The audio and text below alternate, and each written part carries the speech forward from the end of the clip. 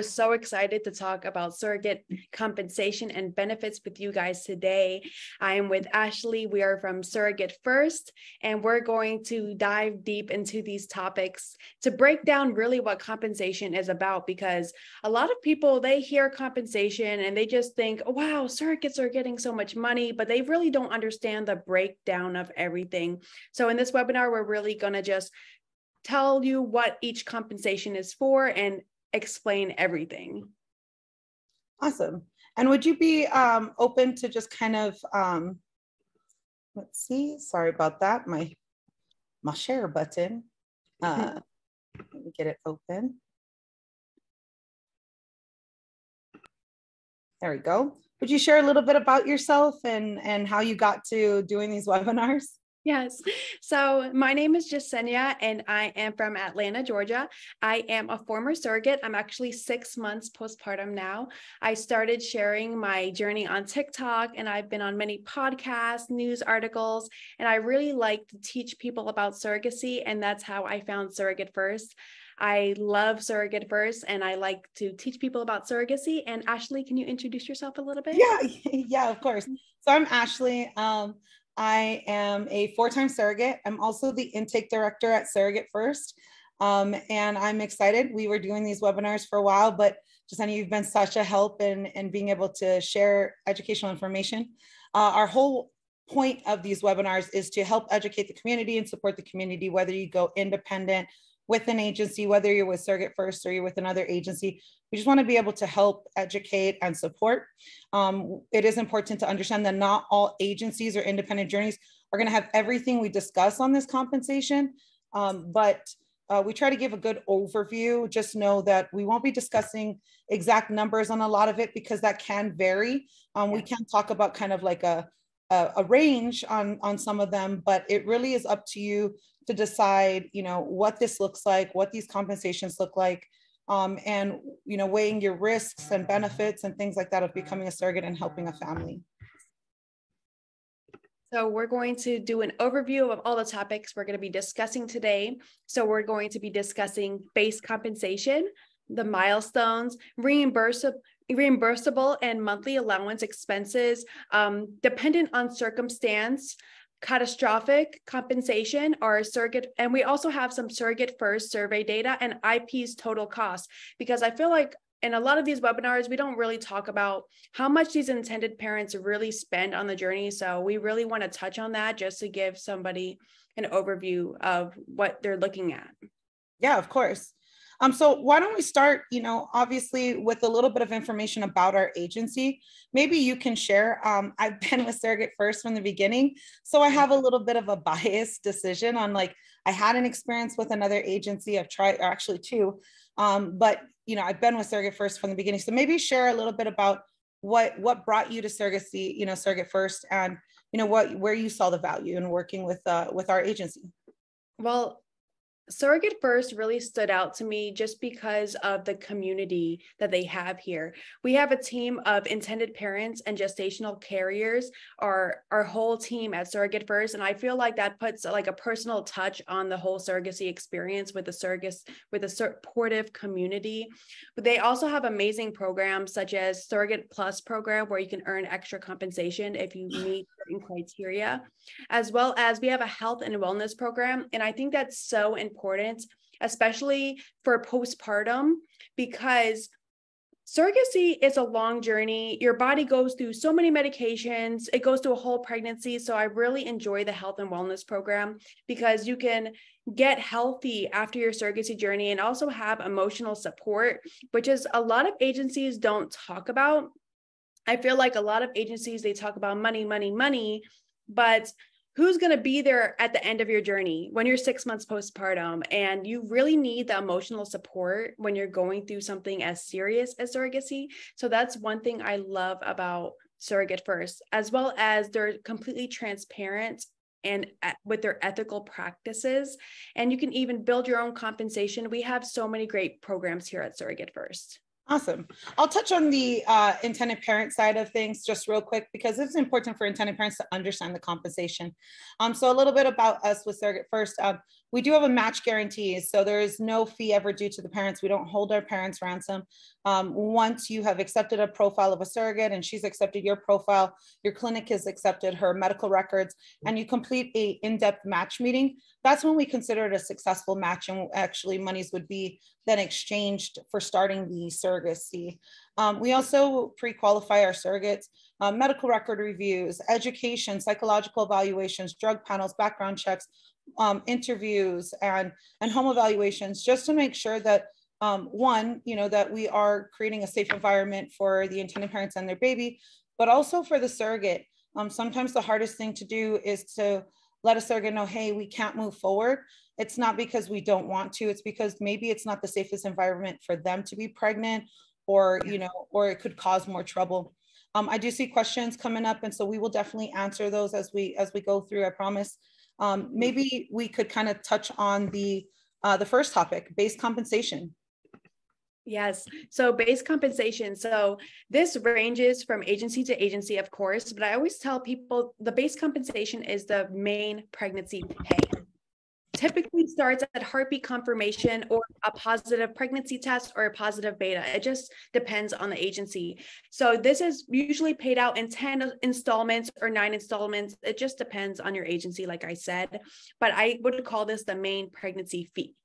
Yeah, definitely. And what it is it's for the pain and suffering of being pregnant. So if you're pregnant, the compensation's paid out. If the pregnancy was to end, you would receive the compensation you had. You wouldn't repay that, but you would not receive any further compensation unless it was prorated. And at SurrogateFirst, what we like to do is we take these, the base comp, we divide it by 9 for 9 months. And the first month you get paid in 2 increments. Part of it at HCG confirmation, because you are technically pregnant at that point. And then the remaining amount of that first month's comp is paid out at the heartbeat confirmation. Unfortunately, I'd heard from a lot of surrogates prior, because we do really count on our surrogates to give us feedback, that they had been with other, agencies or other experiences where maybe heartbeat confirmation wasn't at 6 weeks, or maybe the heartbeat or the gestation age was, younger than it should have been. And so the doctors are watching that, so they're not considering it a successful pregnancy. And so some women are pregnant 2 to even 3 months. The worst case scenario I heard was a woman was pregnant for 12 weeks.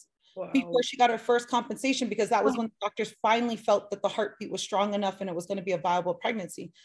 3 months of being pregnant and all that time and medications and commitments, there was no comp. And while, surrogacy is not about the compensation, we have to understand we're going through so much that you have to be fairly compensated for it. So that's kind of what we do. Part of that, though, is to also talk about with that base compensation, if there was a pregnancy loss or there was a delivery, prior to 24 weeks, and then after 24 weeks to like 32 weeks, there is a prorated amount. And we felt the fairest way to do that was to take the base compensation by 40, divide it by 40 weeks, and however many weeks you were pregnant prior to 24 weeks, we want to make sure that you're compensated for that time. Yes. On the other end, if you have a severely premature delivery, we would take that amount from like the 24 weeks to the 32 weeks mark, and then add an additional 4 weeks of rest and recovery. So if it was if it unfortunately was a loss at 28 weeks, you would technically be paid for your 32 weeks of the compensation. We felt that was fair to surrogates for the pain and suffering. We do have such a detailed compensation package that there are so many other things that are compensated that for this part of being pregnant and the pain and suffering of the pregnancy. But maybe you can share a little bit what happens with twins.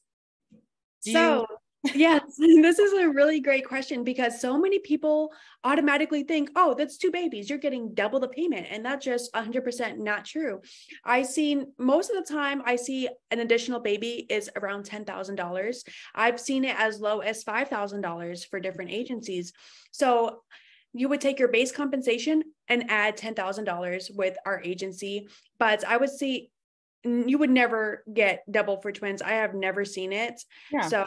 But it is a lot of work to carry twins. And at SurrogateFirst, we don't do double embryo transfers. We just feel it's safer to the babies, to the surrogate, to the parents to do a single embryo transfer. Given that, though, 5% of embryo transfers with surrogates seems to be like a split embryo and double embryo transfer. And we start at $10,000 for the compensation for carrying twins.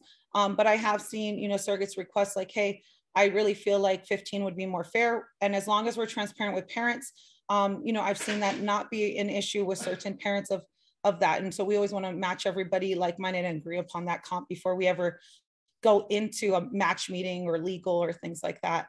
But yes, so that's base compensation. Anything else you can think about with base compensation?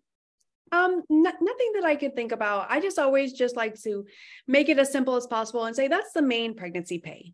Yes. Yeah. I'm too wordy and then you're like straight to the point. So I appreciate it. Like together we combine to be a great mind for a webinar. Yes. So the next category would be milestones. And so maybe you could kind of explain a little bit and then I'll just jump in and help out if needed. Yes. So milestones are different things that happen in the pregnancy. So at different increments, you might get some more money. So for example, at SurrogateFirst, you can opt for at legal clearance, you could earn a base compensation at legal clearance with our agency if you opt in for that.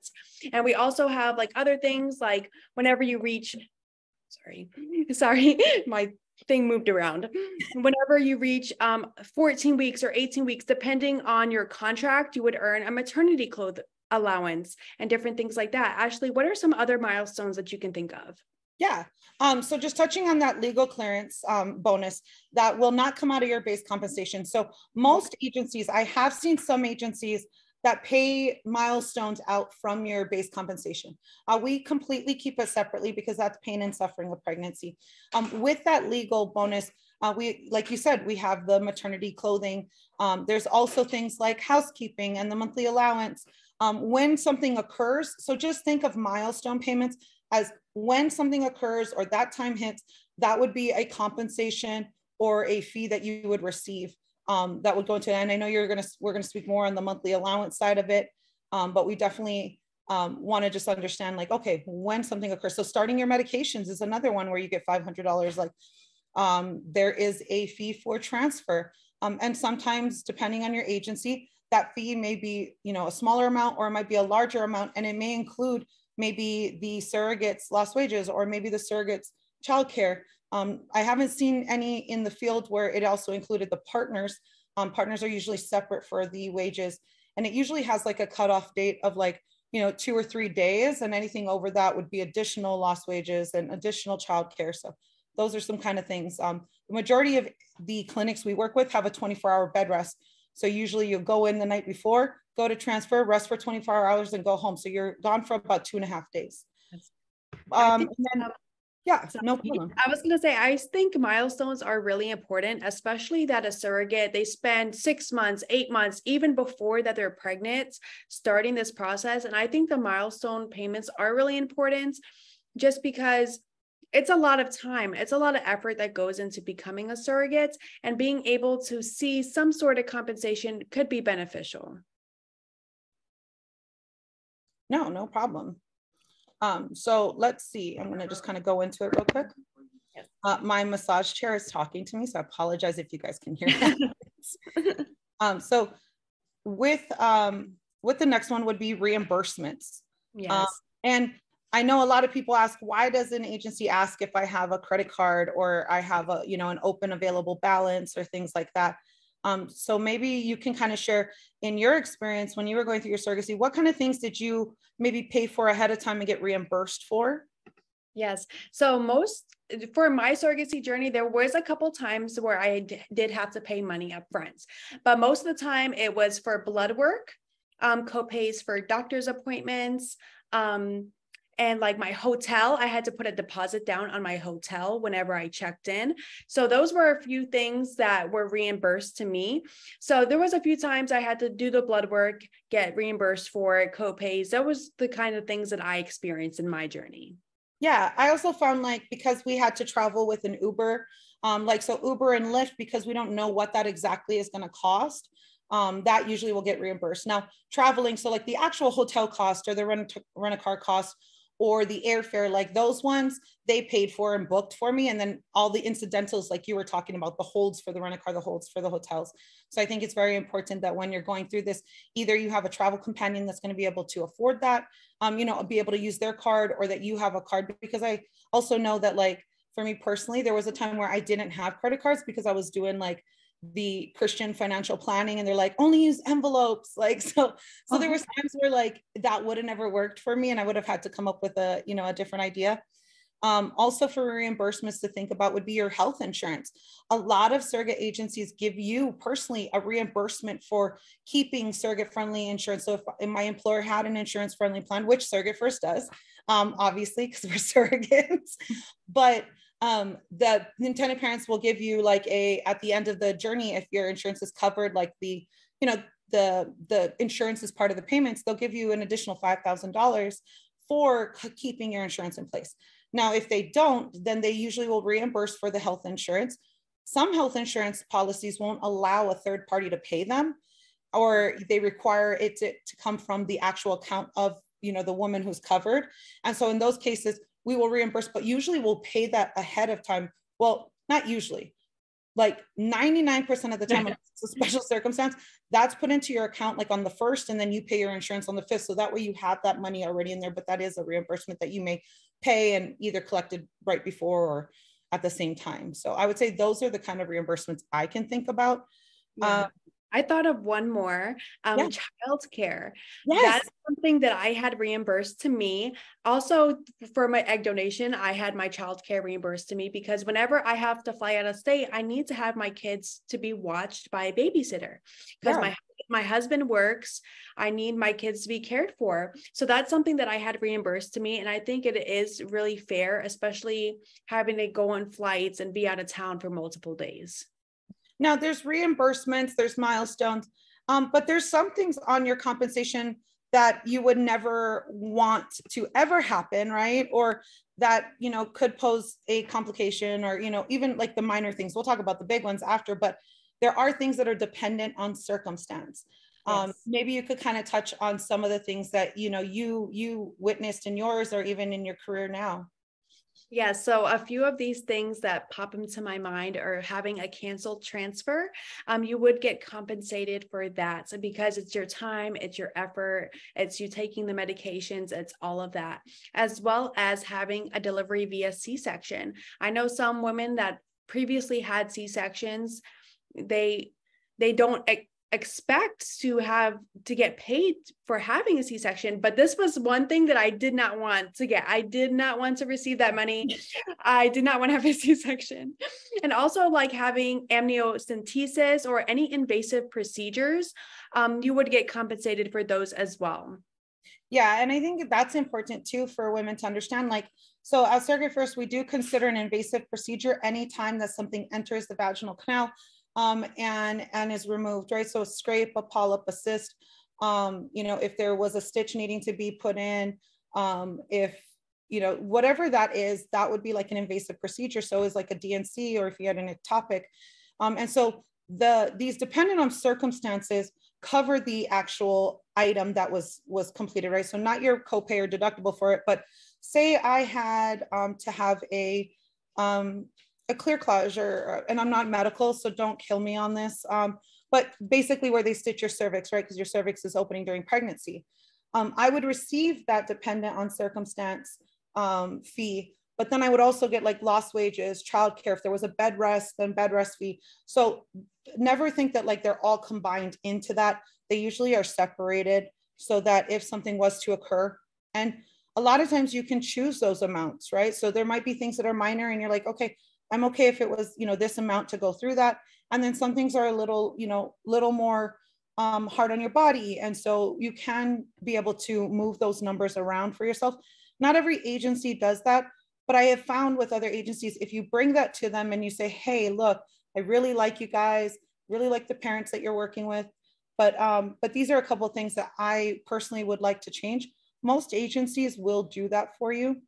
And again, while we're going through this, it's good to mention that this is not based on an all-inclusive package. Yes. So sometimes you're going to see an agency that's going to have like pretty high and astronomical amounts that they pay out, but they may include lost wages and all of those different items that would need to get paid out. So also that's the same one, dependent on circumstance. If you have to, you know, miss work for an appointment, or when you're in the hospital delivering, or if you have to go on bed rest, or even your maternity leave. depending on the circumstance and depending how long that is and what you have agreed to with your agency and the intended parents, if you need to go, and have bed rest, or you need to have lost wages, that will be covered. We don't recommend ever capping your lost wages, because you never know what kind of circumstances are going to occur. So I always go into my agency's contract and compensation package, and I'll say like, hey, I'd prefer to have, 3 or 4 weeks. And again, don't come for me. That's just my personal opinion for myself. 3 to 4 weeks for vaginal birth. I've never had a C-section. So I did put, like, hey, 6. I never plan on using it. And only one surrogacy did I use some of it. So, it's dependent on circumstance. It's there to protect you if something was to occur, and then be compensated for that. Yeah. And when I had my surrogacy journey, this was something important that I added into my contracts. So when I was going over my contract, having a C-section, that was very scary to me. So I really wanted to make sure that if I needed a C-section, I was compensated for it, as well as I had childcare for my children, because how am I supposed to take care of my children? I have young boys, they're 3 and 5 years old. How am I supposed to take care of my children if I'm on bed rest or if I have a C-section? So I added that into my contract, and I feel like it was fair. And I think that's really important to consider. And part of that is what happens, Yesenia, as a surrogate educator, there are risks to surrogacy. There are risks to pregnancy in general. So what happens in those catastrophic times where maybe an embryo splits and you're on bed rest, maybe you get preeclampsia, maybe gestational diabetes, something that affects your life where you cannot function in your normal life. Like, are we just out of money is what a lot of surrogates say. Like, does that come out of my comp that, I'm now, going into debt because I was willing to help a surrogate? Maybe you can touch on those kind of things too, because you did just talk about C-sections. I feel that's catastrophic. Yeah, I feel like it is. And then being all vaginal, I would feel like it's catastrophic. I think women who have C-sections are the most amazing and strong women. That's a major surgery. Yes. So like, I would feel it's catastrophic. Not everybody would. Yes. So there's lots of different things that fall under this catastrophic topic. So such as like termination of pregnancy, like where we never want this to happen, it can come up. So you would be compensated in those events. If for some reason you were on bed rest for months, you would get compensated. You would get housekeeping. You would get paid for being on bed rest to help with your childcare or whatever, because being on bed rest for a mom affects the whole household, and people don't really think, they're like, this is not going to happen to me, but you never know. And also some other things that are catastrophic, such as having a hysterectomy, yes, or any type of reproductive organ is so serious. But it doesn't even have to be reproductive organ. It could be anything can happen. So you would be compensated for that. And the agency is there to protect you. That's why you have to be really sure about your contracts and everything. Oh yeah. And to talk about that lost organs, it's very, like, it's extremely rare that it happens. But what we did at SurrogateFirst, because a lot of us agencies use like a lost organ rider. So it attaches to your life insurance. What if you were to lose your life? Yes. What does it look like for your family? We've been thankful that we've never experienced, any type of loss of life, and it's extremely rare, but it could happen. And so we put in place like a life insurance policy, or it's sometimes called an accidental death benefit, that's, focused for surrogacy. And then we're able to offer a lost organ rider. And originally it was, $5,000, if there was a lost organ, or $10,000 for a hysterectomy, but we were able to increase that to actually $20,000 for a hysterectomy, and $10,000 for partial hysterectomy or loss of organ. And while again, no money amount is going to bring back that or be worth it for that, that's why it's so important to understand you're done with your family, because something could happen, right? In any pregnancy, you could hemorrhage or have retained placenta and those kind of items. So we definitely do that with the life insurance and the lost organ for those bigger things. I usually tell parents it's important to put all of those insurance policies in place. Chances are they're never going to be used and you spent that money, but if they do become used, it's going to support your surrogate and her family for whatever, is in store. But again, it is very rare, but again, you want to make sure to put everything into your contract so that if it happens, and then you have protections on that. The worst case scenario is to not have these catastrophic things in your surrogacy compensation package or in your gestational carrier agreement, and then something happens and now you guys are scrambling to make sure that you are compensated for that, and that the parents have budgeted for that. So it's definitely important, especially if you're going independent. You can reach out to us. We don't mind sharing. Like, we have a surrogate compensation guide that goes through all the different items. It explains what they are. And so you can look at that. We don't mind sharing that with anyone if you're going independent or with an agency. It doesn't, again, have the amounts because we don't want to, move anyone in one direction or not, or entice someone to come with us. But we really do have like a fair compensation package where you can kind of tailor it to your family's needs. Oh, yes. E-data. So maybe sure. Sorry. So this is from our recent SurrogateFirst survey data. So we did a survey with so many different surrogates, and this is the statistics that SurrogateFirst came up with. So this is just some of our survey data that says approximately how much base compensation did you receive for being a surrogate. So we realized that the average for a first-time surrogate is around $45,000. And you can just see all the data here about the different compensations for different surrogates. Awesome. My pointer button wasn't working. Oh, it's okay. Give me 1 minute. Okay. Yes, and this is another slide from our survey data, and it says, like, besides base pay, what types of benefits did you receive? So most surrogates receive maternity clothing, travel expenses, the legal services, but it just really opened your eyes to see what agencies offer what. We offer pretty much all of these at our agency. So we even have massage therapy, psychological counseling, maternity clothing. We have all those things at our agency, but definitely it's important to find an agency that's the right fit for you and has the right benefits. Yeah, definitely. And like it shows here, you can see the difference between 2019 and 2023. And so when you're including and looking at your comp, it's important to also understand, okay, what does the whole picture look like for you as a surrogate? So I appreciate you sharing, the data that we've collected from those two surveys. Yes. And this is another survey that we held, and it was like, how satisfied were you with the compensation? So most surrogates were very satisfied or satisfied with their compensation. And I think that's amazing because we're not doing this for the money, but it is a bonus to doing something life-changing for others. Yeah, and we can't deny the fact that it can be in part different items. Like, I don't feel like there should be any shame to anyone who's like, look, I'm doing this because I need to also help my family. Like, I've had great pregnancies. I don't mind helping a family, but this is also to accomplish goals. A lot of surrogates are paying off student debt. They are purchasing their first homes, maybe upgrading their family cars. It is okay for money to be part of that. Now, if it's only the money, it won't be worth it, right? Like, the amount of shots and ups and downs and hormones and time that we put in, and our life stops and we miss family events because we can't leave the state. Like, right. There's a lot of things to it. So if it's only the only factor, it probably is not going to be worth it. But if it's one of your leading factors and you understand also that you're helping a family, then I think that's where that satisfied and being very satisfied with their compensation comes into play. So this is another one of our surveys. So it says, if you were a surrogate this year, what would you expect your base compensation?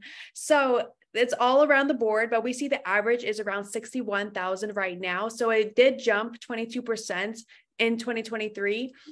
So it did make a big jump, but we really want to look at the bigger picture and remember who we're doing it for, the reason why we're doing it. So it kind of makes me upset when so many people are asking for a ridiculous amount of money, because I'm always just like, you have to remember who's paying it. It's not the agency, it's these intended parents you're caring for. And I love how you have that outlook. And for most of my surrogacy career, I felt the same way because I was doing it because love the experience, and it's a little different for me. So I can't.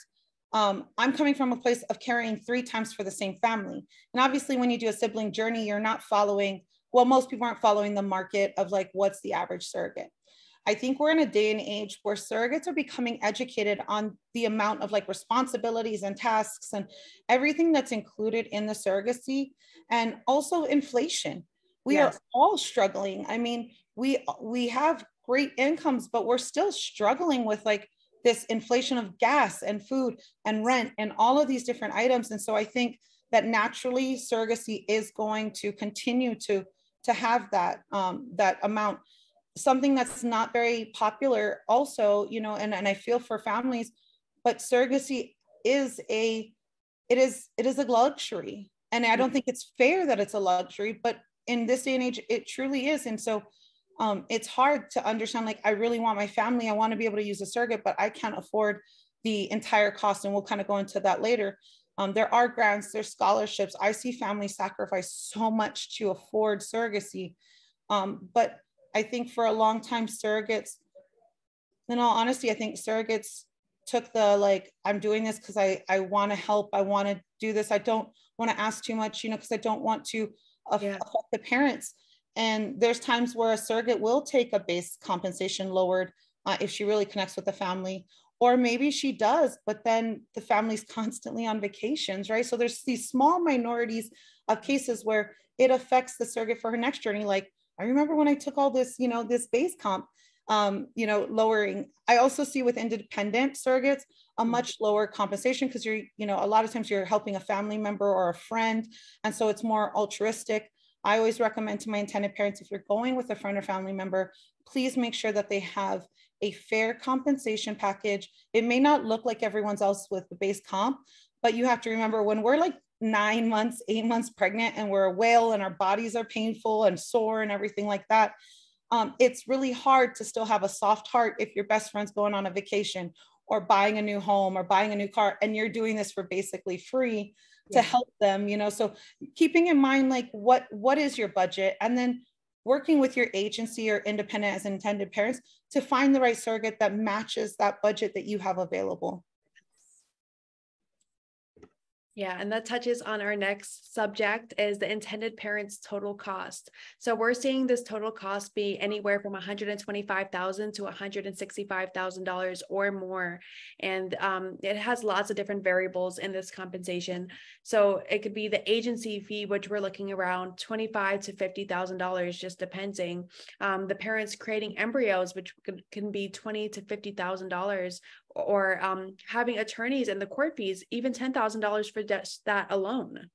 Yeah, no, and there's, you know, miscellaneous reimbursements, there's travel expenses, outside monitoring, there's medications, you know, there's so many different items that can come into play.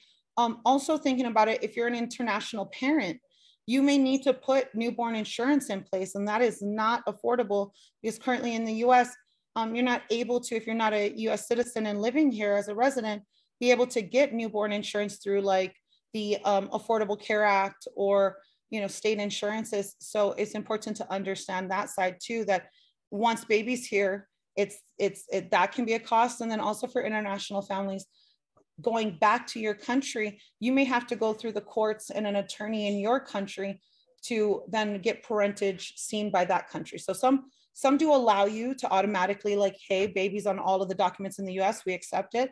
But others might have you jump through hoops to get your names on their birth certificates if you're going to be, you know, requesting citizenship for your child in that country. So just keeping in mind, you know, as an agency, our goal is to keep the cost down where we can save, but still give great service, and also, like, you know, provide those products that are valuable.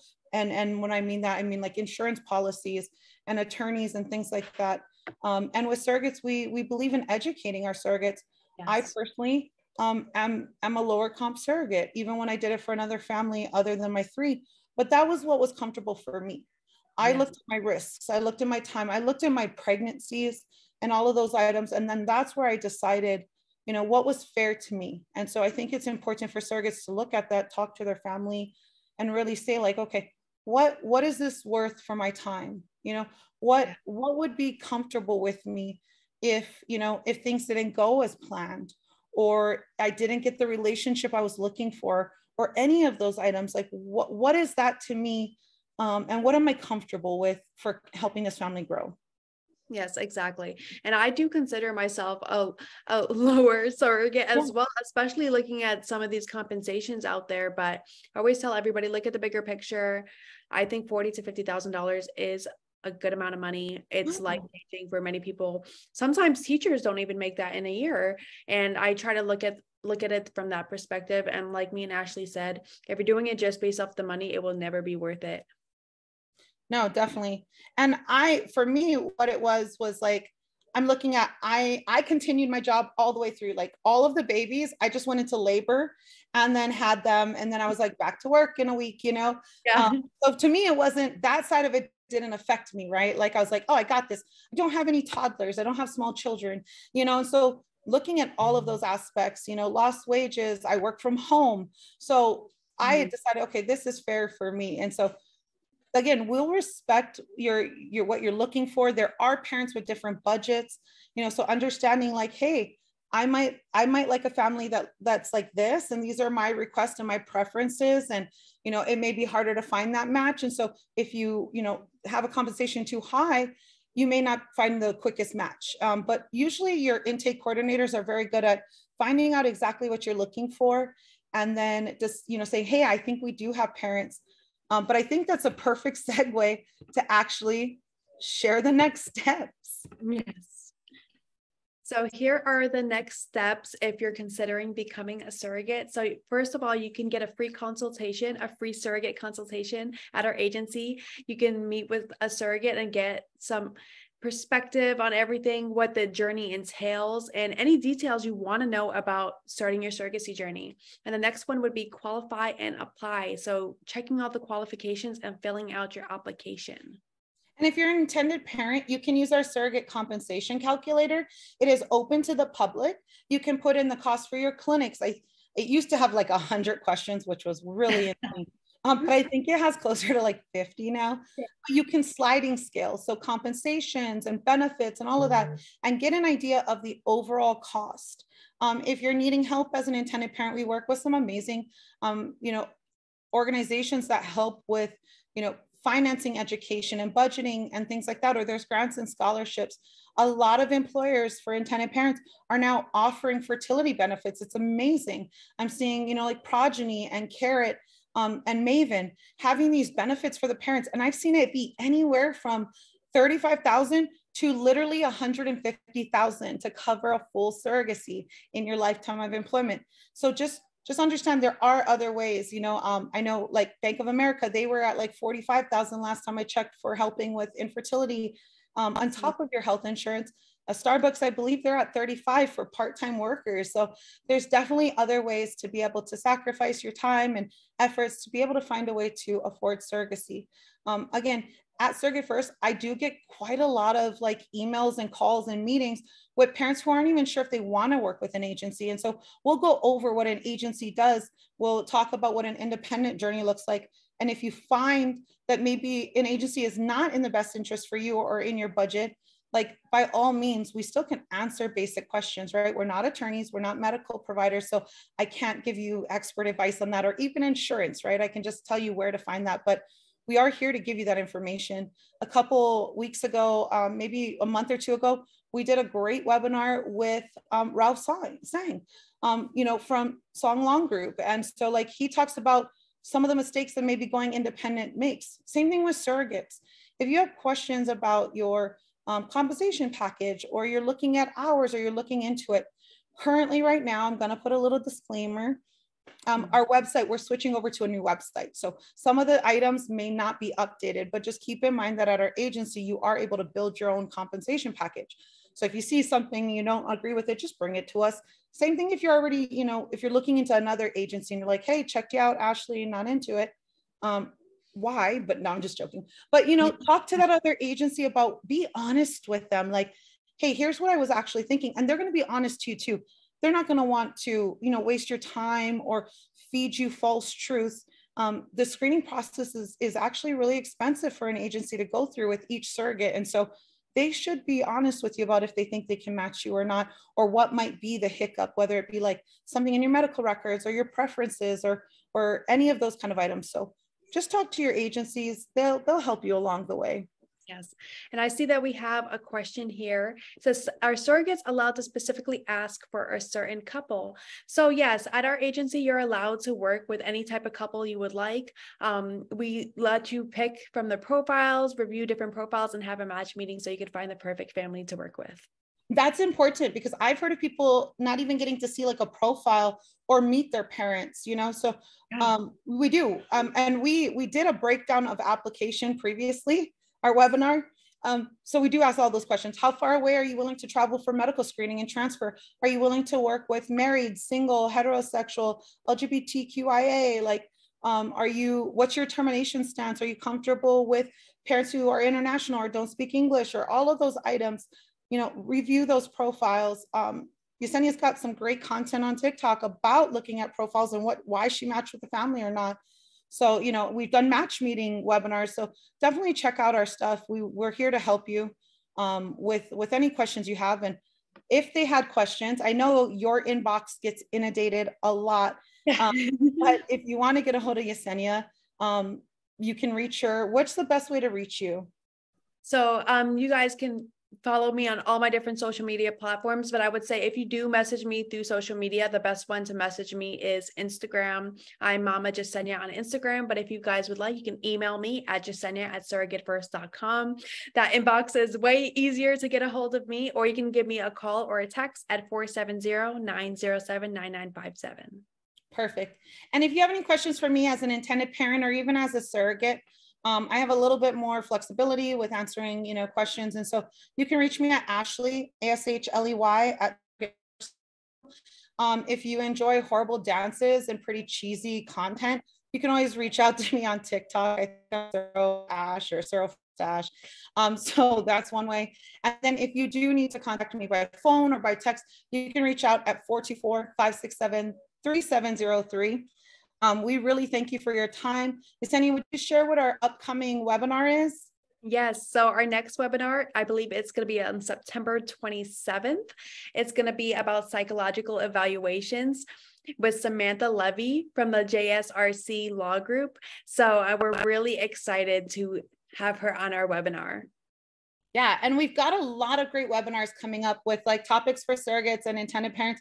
We're going to be meeting with doctors from clinics to talk about natural IVF cycles.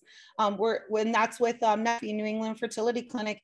We've also going to be meeting with San Diego Fertility Clinic and Dr. Danishmand, and I kill that name every time, but I mean it with the utmost respect. And he's going to be able to share more about the SPARS program, where parents who may have like an intended father has, you know, a communicable disease like HIV, and how their sperm washing technology now to safely have, you know, a mother or even an intended, you know, a surrogate carry safely this child. So there's a lot of information coming up. We try to keep it short and sweet, but we knew with compensation, we really wanted to educate you on it.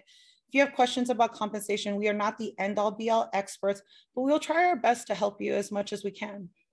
Yes. And thank you guys for joining us today. We are so happy to have you. Stay tuned for our next webinar, and we'll see you next time. Thanks. Bye. Bye.